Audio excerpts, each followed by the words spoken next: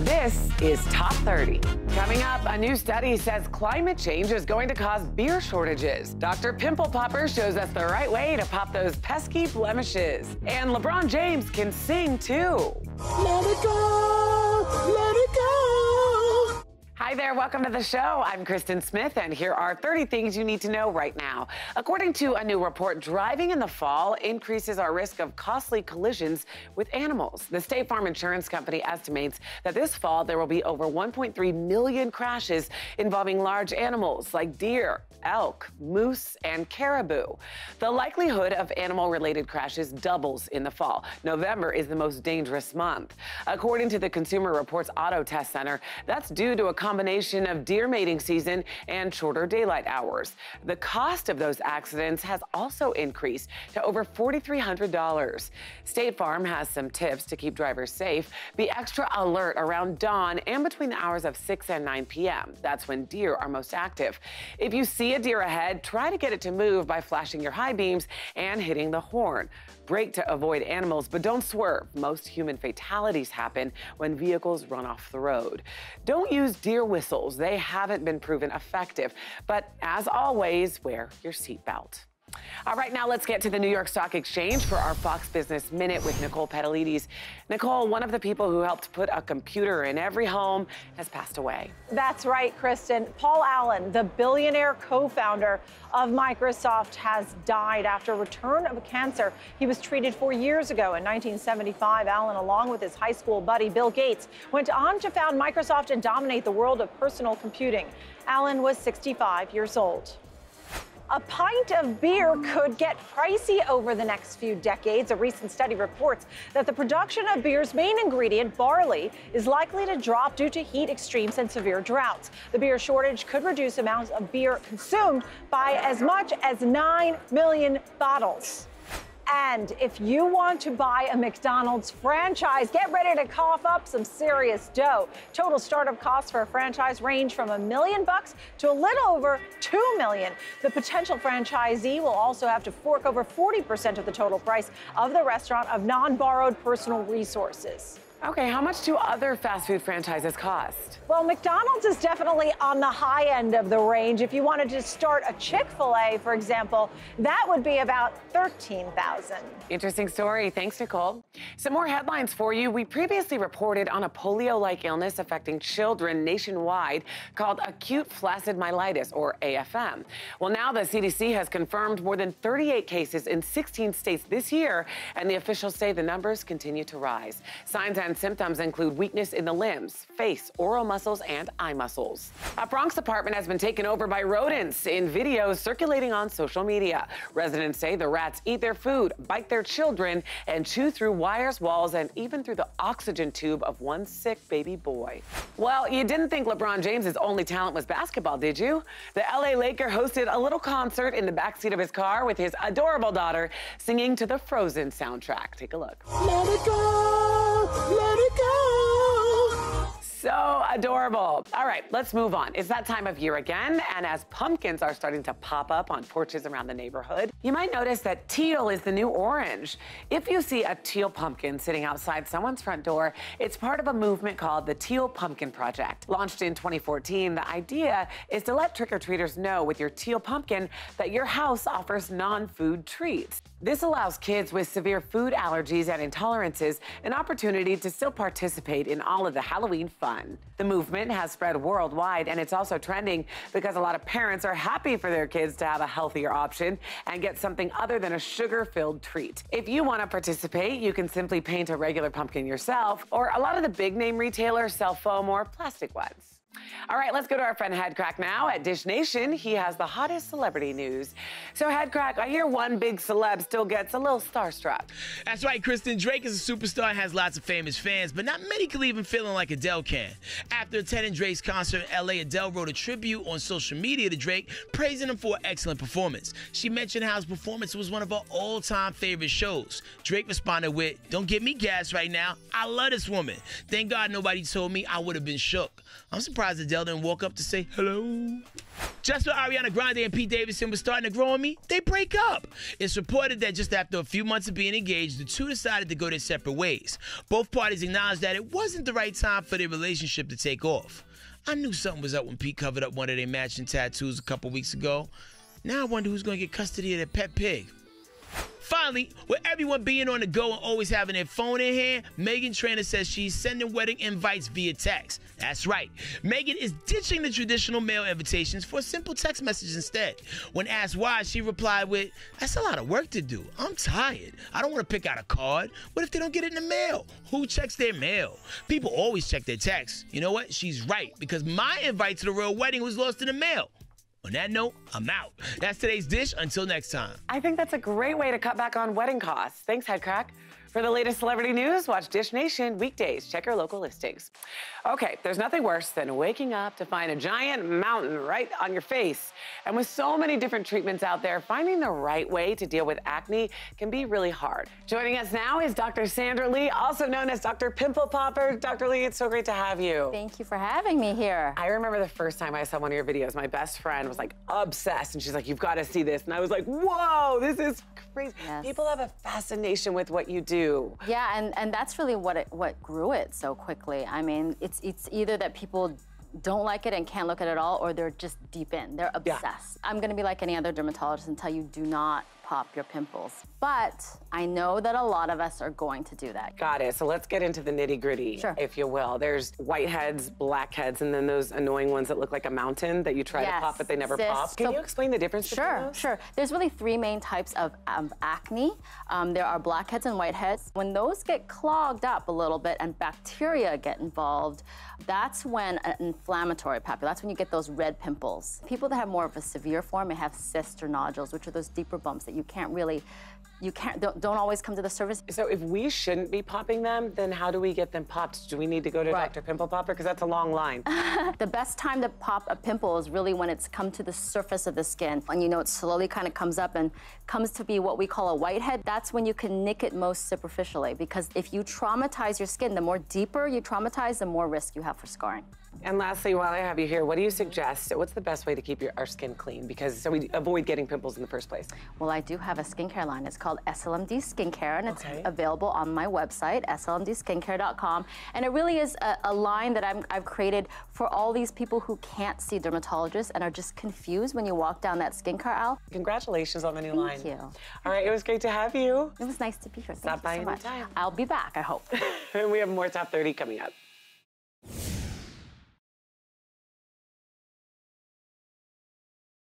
Welcome back. It's been 10 years since Spotify launched, and what better way to celebrate than with a commemorative playlist? Decade of Discovery spotlights the artists and songs music lovers have streamed since October of 2008, when Coldplay's Viva La Vida. Since then, Spotify has added 40 million songs, streamed the equivalent of 16.8 million years. Perched atop the anniversary playlist is one of two Ed Sheeran tracks, Shape of You. Every day discovering something brand new. Well, I'm in love with your body. The Chainsmokers also have two songs in the top 10, while Justin Bieber charted 3. Yeah, I know that I let you down. It's too late to say sorry now. Among artists, the most streamed were Rihanna, The Weeknd, Eminem, Ed Sheeran, and Drake. That's why I need a one dance. Got a Hennessy in my hand. Now, the world's largest music streaming service, Spotify, remains focused on connecting fans to artists they love. Can't wait to see who those are in the next decade. Well, you probably know by now midterms are next month, but this week Americans were asked to vote in a different election. In Alaska's Katmai National Park and Preserve, Facebook voters crowned a winner in the 4th annual Fattest Bear competition. 409 Beadnose was voted the bulkiest bear in the park. Her name comes from her park-assigned number, plus a nickname for her upturned snout. Her title comes from before and after photos. She was placed in a bracket with 12 chunky competitors who advanced to the next round based based on likes. But there could only be one winner. Bead-Nose took down a male called 747, whose stomach barely clears the ground in the final fatness face-off. The park wrote on Facebook, her radiant rolls were deemed by the voting public to be this year's most fabulous flab. The bears are preparing to hibernate when they'll lose a third of their body weight. That means they have to eat a year's worth of food in about 6 months. A ranger in the park said they weren't body shaming the bears, but rather celebrating their success. While Hurricane Michael has been in the news so much recently for the devastation it brought to Florida and Georgia, but let's not forget it wasn't long before Michael that Florence did a number on the Carolinas.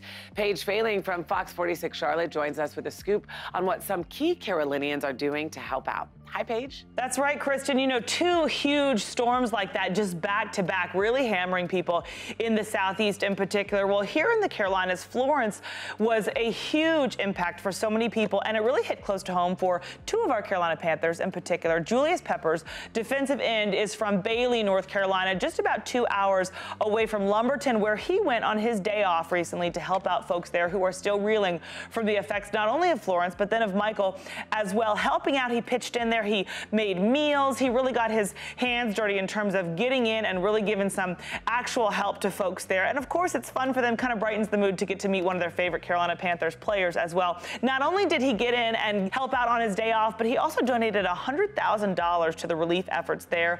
His teammate then, our quarterback Cam Newton, pitched in and did the exact same thing, matching his donation dollar for dollar, $100,000 from each of those players, going to help out the folks who are hurt and still hurting from the hurricane here in the Carolinas. So we thank them so much for that, and to everyone who has pitched in to do the same. And of course, Kristen, we know that we are not alone here in the Carolinas. So many people across our whole country are dealing with the effects now of Michael from that. So we hope that lots of folks will step in and do some of the same to help out folks and get results for people all over the country. What an important message, Paige. Thank you.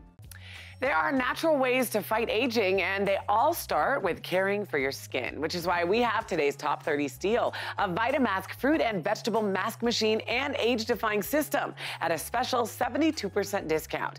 The age-defying mask capsules are designed to work with the mask machine to pamper your skin and give it a youthful glow. You can make a 100% natural fruit and vegetable mask in just 3 minutes. Getting to do it yourself means you can personalize the mask to fit your skin type and needs. You get a spa experience from the comfort of your own home. The masks naturally replenish your skin, leaving it feeling and looking younger. The VitaMask fruit and vegetable mask machine and age-defying system retail for $214. But today you can buy them for just $59. That's a 72% discount. You can get these right now at morningsave.com while they last. Still ahead, an interview you don't want to miss. Sandra Lee opens up about her battle with breast cancer. And 30 Rock fans can now buy props from the show. We'll talk about it. Top 30, we'll be right back.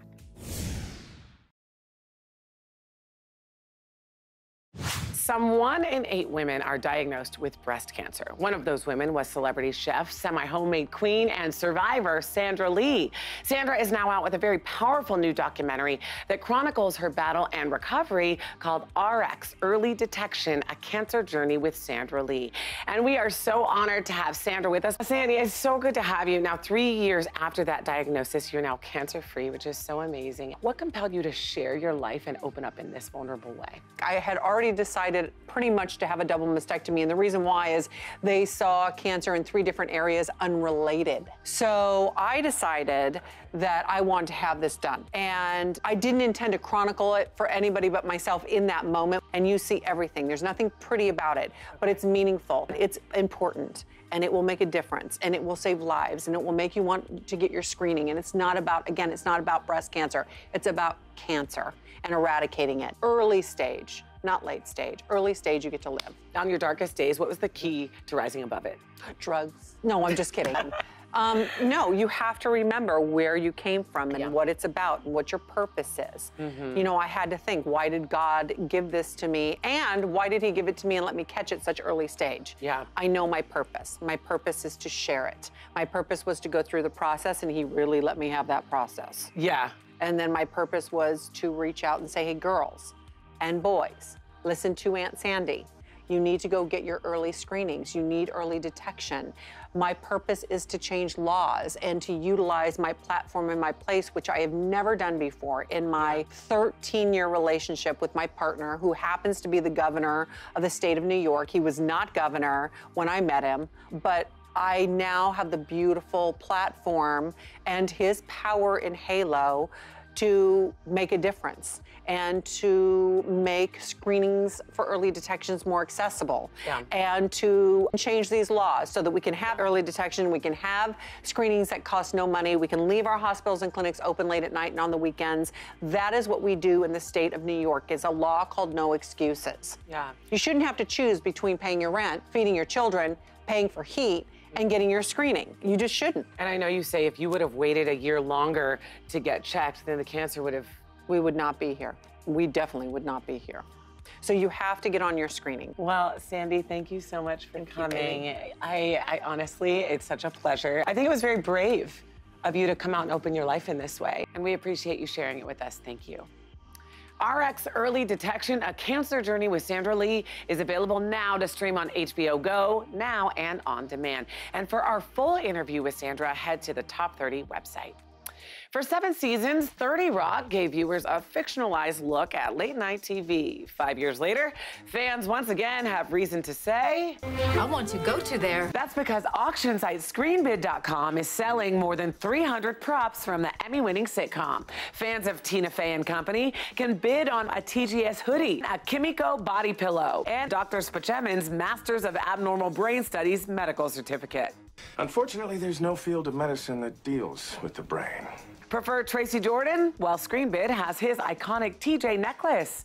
Posters for the characters' films, like Black Cop, White Cop, and the wolf hands worn in the Werewolf Bar Mitzvah music video. Wolves becoming men, men becoming wolves. Other items on the shopping block include Liz's timeless Torches outfit, a bottle of DeFuan's DeFwine, and Jack's tuxedo. Why are you wearing a tux? It's after 6. What am I, a farmer? The 30 Rock auction runs through October 19th.